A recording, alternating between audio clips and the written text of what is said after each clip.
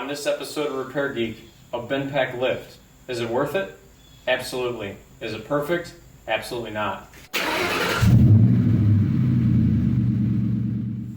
So before we get into the nitty-gritty on this lift, I just wanted you guys to know that I purchased this myself. I spent my own $3,000 on this thing.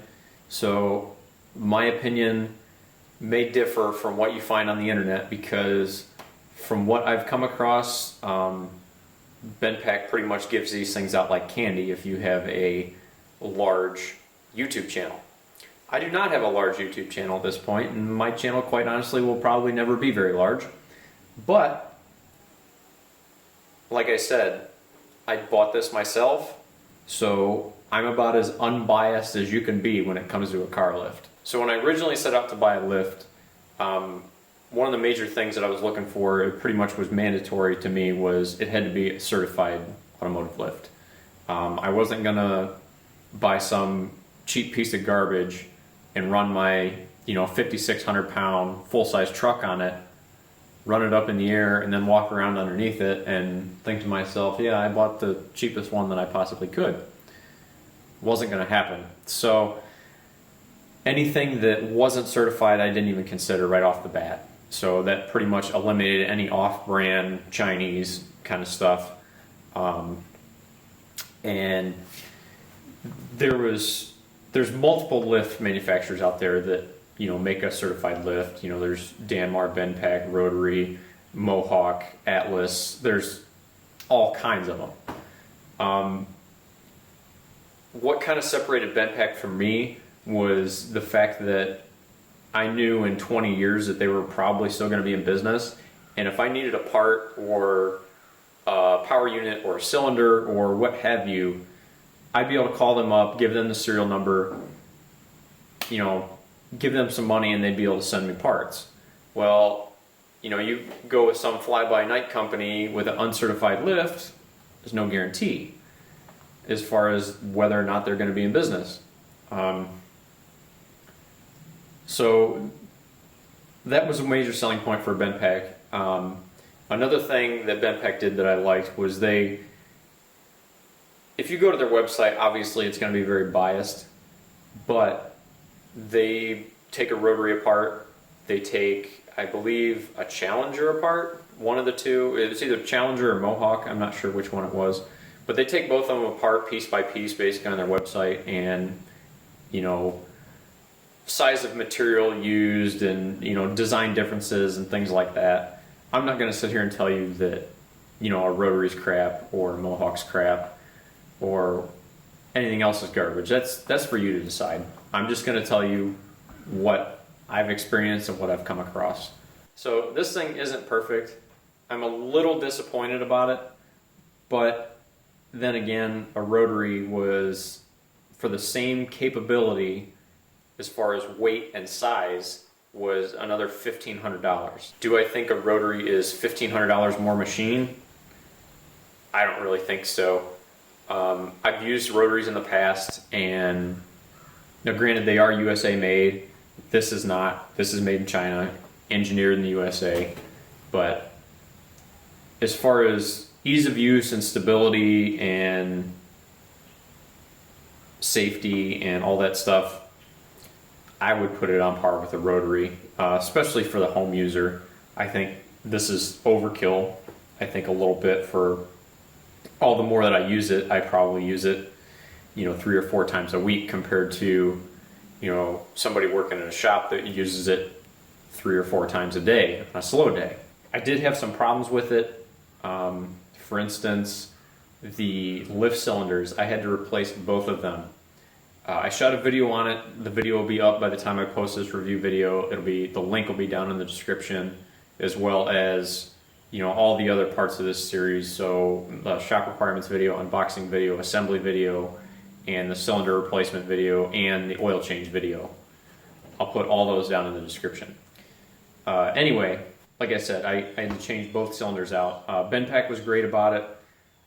Basically all I had to do was call them up, give them my serial number off the machine, and they wanted a picture of the leak on each cylinder. Just sent the pictures over an email, got a confirmation saying, yeah, we're going to ship these out, and I had 2 cylinders here within a week or so. I was kind of shocked that they didn't ask for the old ones back.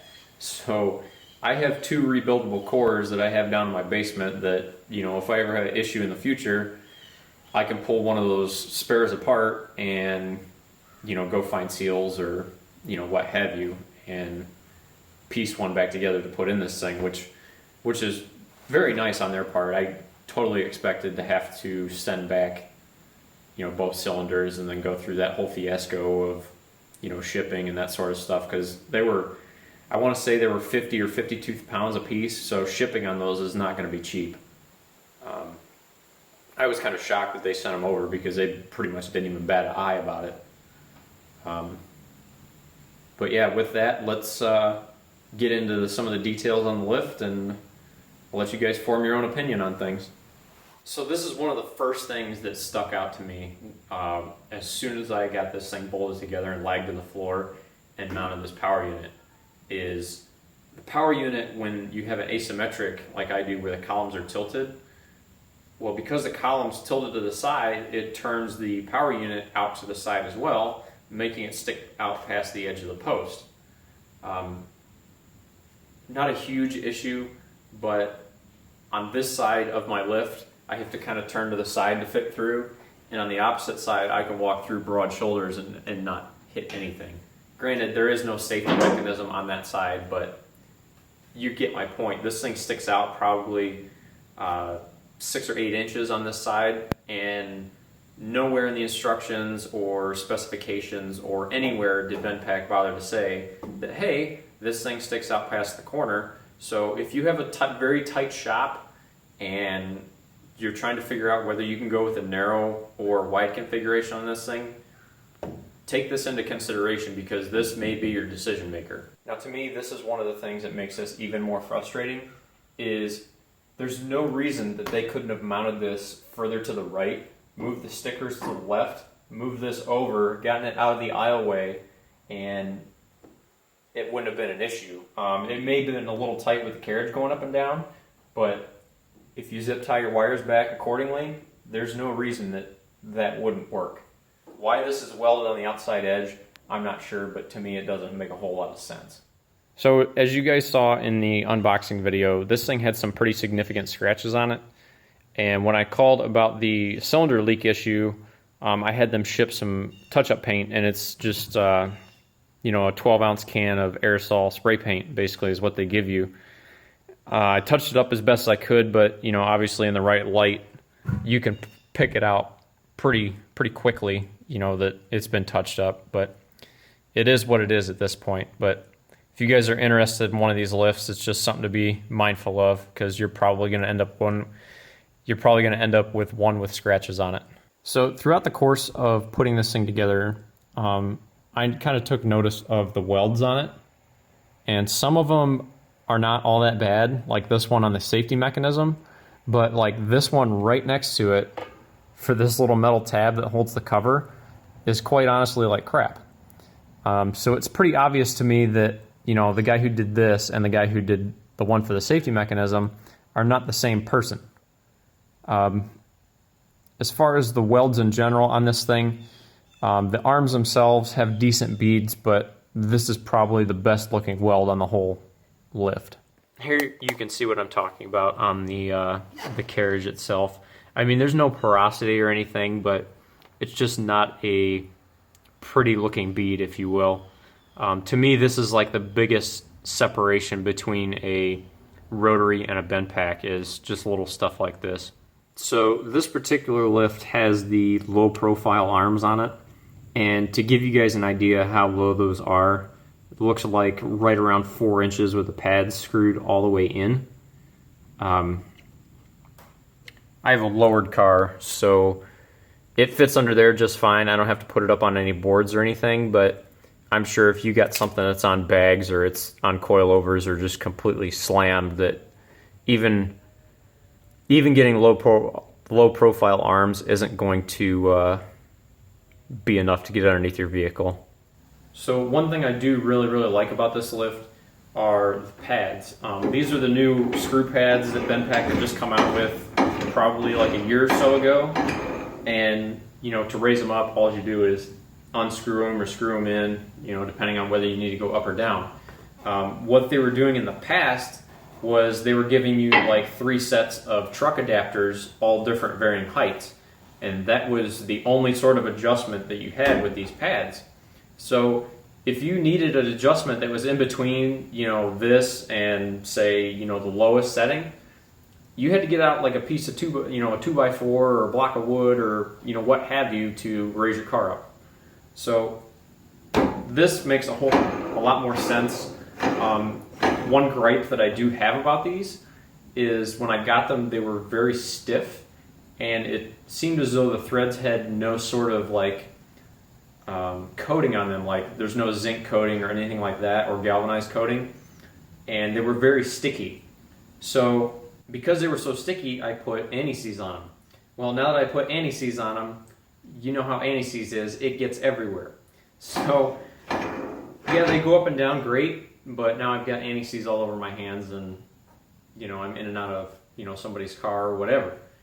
So there's good and bad to it. I think they definitely need some sort of like zinc coating or something on the screw pads themselves, but all in all, it's a very, very good design. I think much better than what they had in the past. Okay. Some of you guys may have caught this in the assembly video, but one of the requirements for this lift, and just follow me here for a minute, one of the requirements for this lift is they want a 25 amp breaker and number 10 wire is your incoming power. Well, the wire that they run up to the overhead over travel limit switch is number 14. Well, number 14 is only good for 15 amps.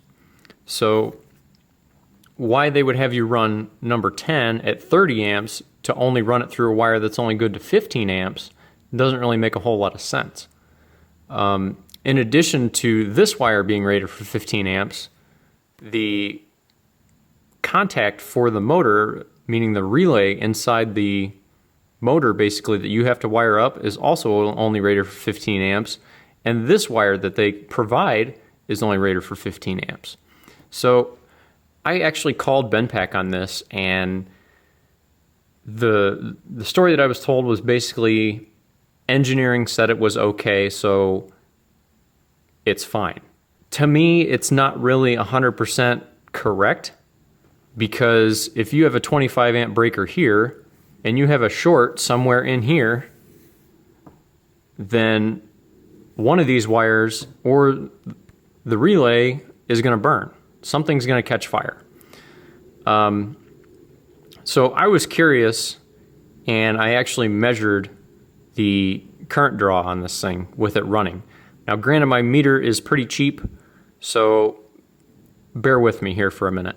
Okay, so the setup that I have here is just a cheap fluke clamp meter on one of the legs of my 220 line going to the lift. So what I'm going to do for you guys real quick is I'm going to measure the amperage draw.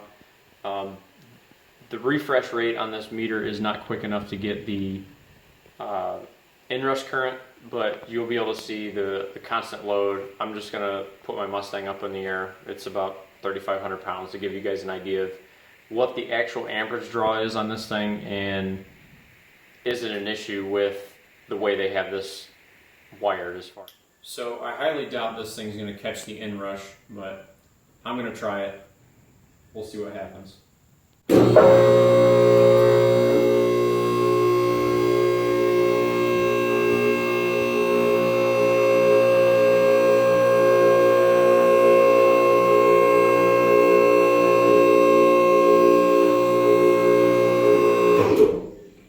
Okay, as you guys saw, when I first hit the button, it first pulled about 4 amps, and then once the pads contacted the bottom of the vehicle, it pulled around 6. Again, that's with a 3,500 pound car. You know, something heavier is going to pull a little bit more amperage. I don't think anything crazy. So to a lot of you guys out there, I'm sure this is going to sound very, very nitpicky, but just follow me here for a minute. I wish the locks on this thing started sooner than what they do. Reason being, so if you're working on a lowered car or small car as opposed to a SUV or truck, if you're doing engine work, you have to do a lot of bending over to basically work on the engine down here. Well, with a lift like this, I can raise the car up, a foot, do what I need to do, and I can not need to bend over nearly as much as what I did previously. Obviously, this is much better for your back. And if it's better for your back, ultimately it's going to make you more money because you don't make any money if you're hurt, and you tend to work faster when you feel better. Let me show you guys where the locks actually start on this thing.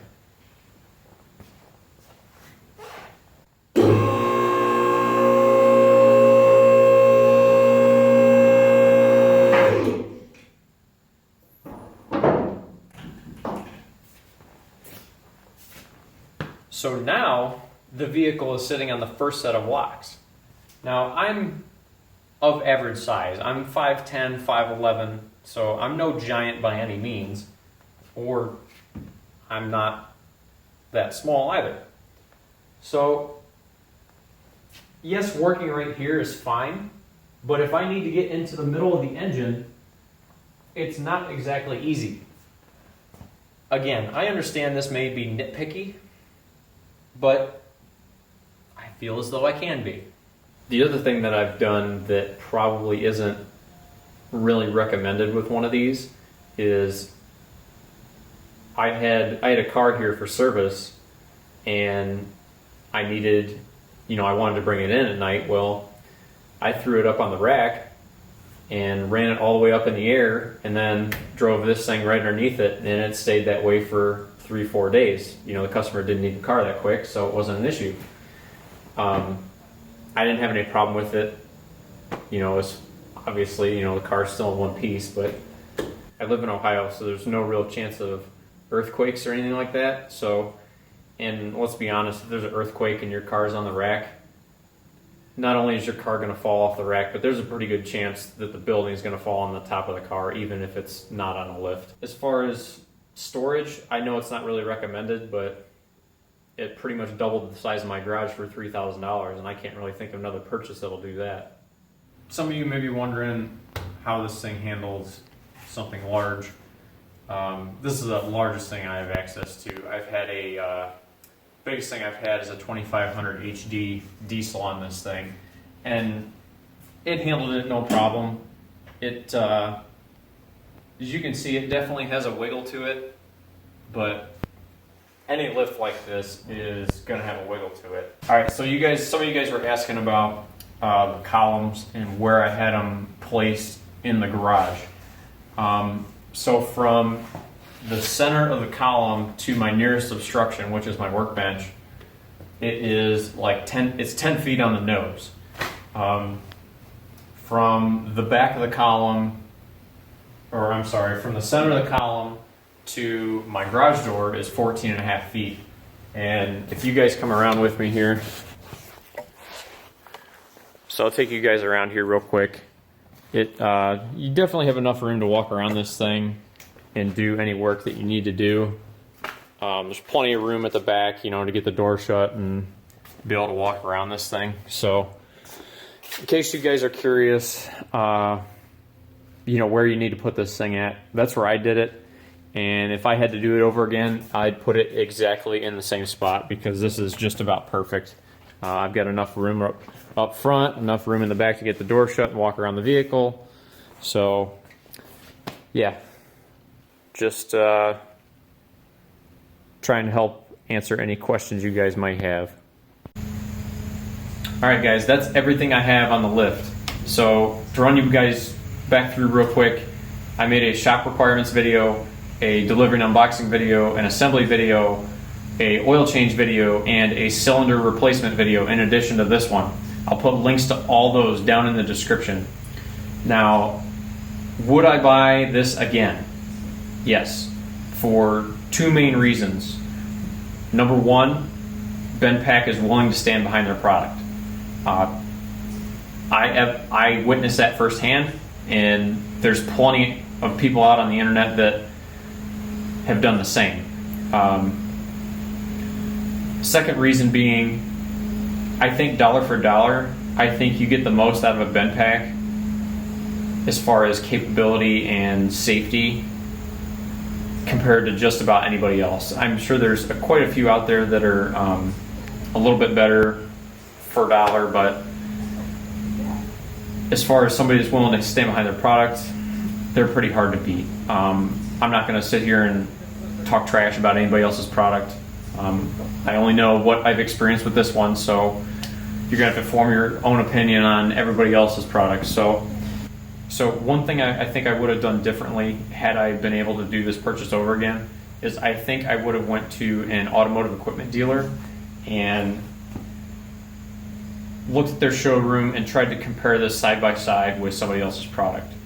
Not saying there's anything wrong with this, but there may be something else niche out there that, you know, the build quality is, absolute perfection, and it's, $2,000, $1,000 cheaper or whatever. But it's tough to say. Without comparing something side by side, you don't really know.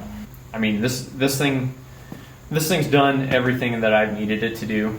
I can't imagine me needing a bigger lift or more capacity than this, because quite honestly, it's not going to fit through my door or fit in my bay if this thing isn't going to pick it up. So I think for a homeowner, it's more than overkill. If you're running a professional shop, it's definitely worth considering. So with that, I thank you guys for watching. This is like the first series of videos I've ever posted to YouTube, so I'm paying attention to how many subscribers I have and how many views I'm getting and stuff like that, which I'm sure a lot of people on YouTube do, but it means a lot more to me when I'm just starting out. So if you subscribe, I really appreciate it. With that, if you guys like the video, as always, hit like. If you want to see more content, hit subscribe. Thanks for watching.